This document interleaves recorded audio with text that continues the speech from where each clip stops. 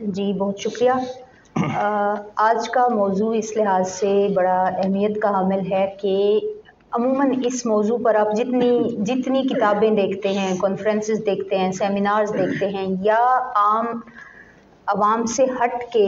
جب دو چار پڑھے لکھے لوگ بیٹھتے ہیں تو مزاح کے حوالے سے بات کرنا عموماً اس کو درخور اعتنا نہیں سمجھا جاتا۔ مزاح لکھنے والوں کو بھی ایک تیسرے درجے کے لکھاری کے طور پر ٹریٹ کیا جاتا ہے۔ اس کی بنیادیں، اس کی جڑیں بنیادی طور پر اگر آپ دیکھیں تو ہمارے پاس جو ریکارڈڈ لٹریچر موجود ہے اس میں ہم اپنا معیار بناتے ہیں یا بہت ساری ہم اصناف پہ بات کرتے ہیں تو مزاح بطور صنف ہمارے سامنے یونانی لٹریچر میں آتا ہے، اور یہ المیے کے مقابلے میں یعنی ٹریجڈی کے مقابلے میں ایک پوری صنف ڈرامہ موجود تھی، تربیہ یا کامیڈی کے نام سے، جہاں ٹریجڈی کو یا المیے کو زندگی کے اعلیٰ آدرش رکھنے والے نارمل سے ابو جو کیریکٹرز تھے جن کی جنگ خداؤں کے ساتھ یا کچھ ایسے سیٹ پیٹرنز کے ساتھ ہے، ان میں دکھائی جاتی ہے اور ان کی ٹریجڈی دکھائی جاتی ہے۔ تو کامیڈی کے حوالے سے یہ بات کی جاتی رہی کہ یہ بلو نارمل یعنی ارذل سطح کی زندگی اور لوگ اور کردار اور موضوعات ان کی پیشکش کا نام ہے۔ تو مزاح بنیادی طور پر یا کامیڈی یا زندگی کے لائٹ پہلوؤں پر بات کرنا یہ بطور صنف ہمارے سامنے پہلے آیا۔ اس کے بعد اس کو باقی اصناف کے اندر ایک رویے کے طور پر جب اسے شامل کیا گیا تو ہم انگریزی ادب کی مثالوں میں تو شیکسپیئر کو دیکھتے ہیں، جب وہ ایک انٹینس ٹریجڈی کے اندر کامک ریلیف نام کا ایک ٹیکنیک متعارف کرواتا ہے کہ جب یہ سمجھا گیا کہ آپ کے جذبات انتہائی پیک پر ہیں تو ان جذبات کو کنٹرول کرنے کے لیے اور ان کا بہت زیادہ اخراج چونکہ انسان کی ایموشنل انرجی کو ضائع کرتا ہے،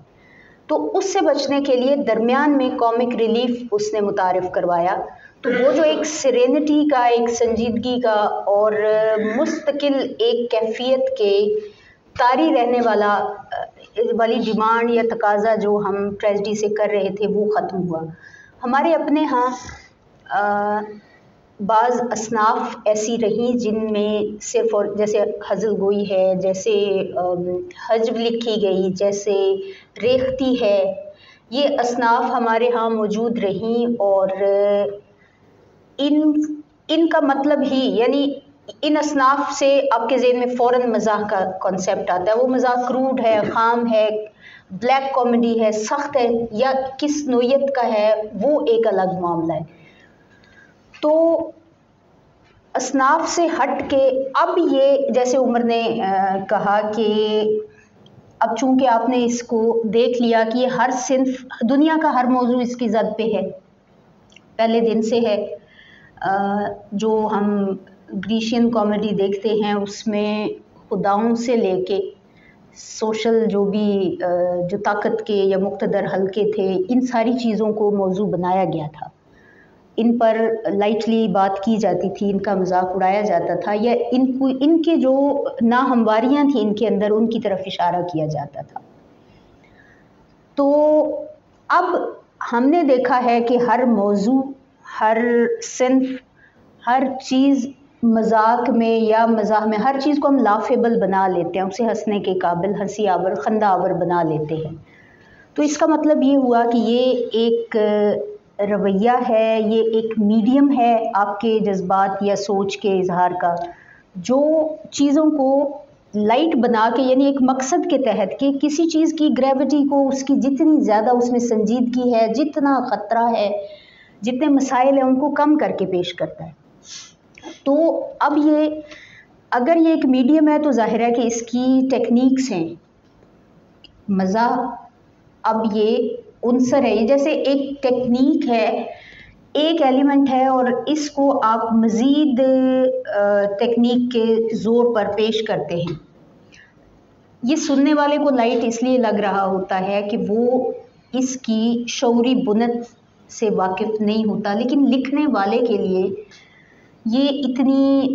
بس یہ لوڈڈ گن نہیں ہے جو ہوا میں فائر کی جا رہی ہے، یہ ٹارگیٹڈ آڈینس، ٹارگیٹڈ ریڈرشپ اور کچھ اہداف رکھ کے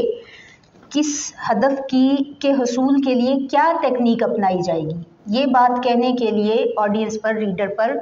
کس انداز میں بات کروں گا تو بات ہلکی پھلکی ہو جائے گی۔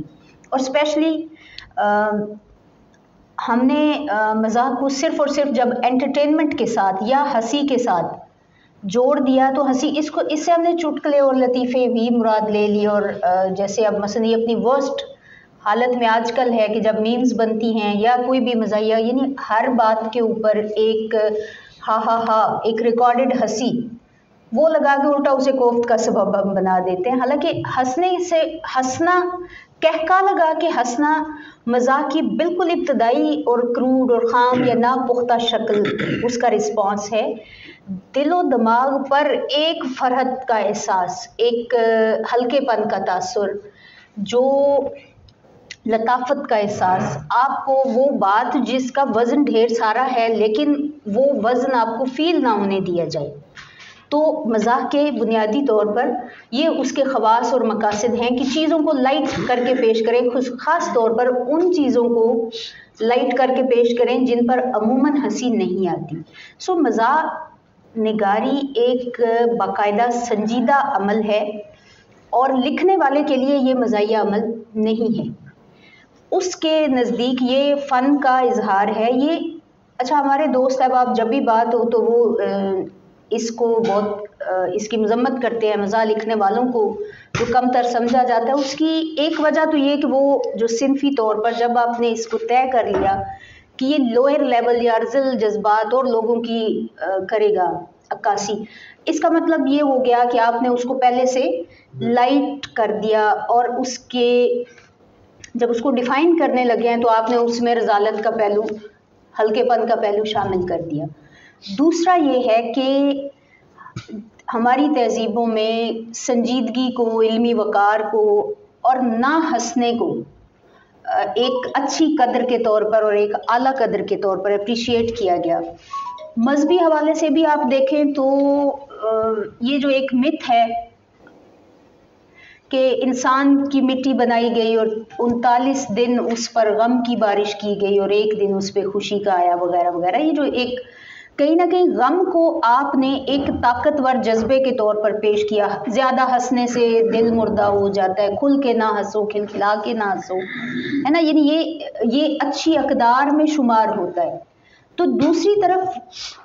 مزاح سے آپ یہ توقع کرتے ہیں کہ وہ آپ ایک ایک جملے، ایک ایک لفظ پہ بس ہنستے چلے جا رہے ہیں،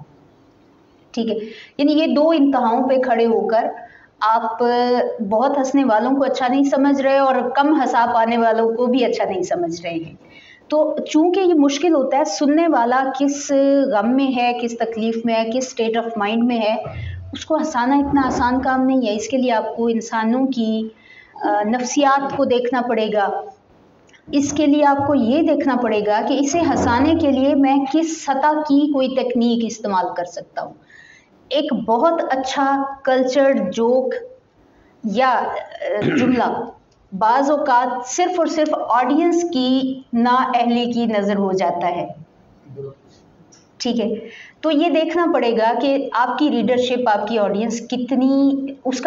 کا ذوق مزاح کی حص کتنی تربیت یافتہ ہے۔ بہت زیادہ کہکا لگا کہ اگر کوئی ہنسے گا تو وہ ابھی بالکل ابتدائی سٹیج پہ ہے، وہ ایک مثلا اس میں آپ بولو براز سے ریلیٹڈ جو بھی معاملات ہیں، جنسیات سے متعلق جو بالکل ابتدائی شہوانی جذبات کے معاملات ہیں، اس طرح کے جوکس آپ کر سکتے ہیں اور ان پہ لوگ ہنسیں گے، جیسے ناپختہ ذوق کے ساتھ لوگ ہنستے ہیں کھل کے۔ بعض اوقات آپ بس ایک جملے سے لطف اٹھاتے ہیں، اس سے حظ اٹھاتے ہیں، یعنی حظ کشید کرنا ایک الگ معاملہ ہے اور ہنس پڑنا یہ دو الگ معاملہ ہے۔ یہ صرف ایک فزیکل رسپانس نہیں ہے، یہ ایک باقاعدہ ایک ذہنی کیفیت ہے جس کو ٹارگٹ کیا جا رہا ہوتا ہے۔ تو یہ اسلوب ہے، بالکل ہے، اور یہ ایسا اسلوب اور ایسا میڈیم ہے کہ اس نے ہر موضوع کو قابل بحث بنا دیا ہے. بہت ساری چیزیں اپنی جو اس کی لائٹنس ہے یا ان کے مضحک پہلو کی وجہ سے بہت آسانی سے کہہ دینے کے قابل ہو جاتی ہیں یا برداشت کیے جانے کے قابل ہو جاتی ہیں.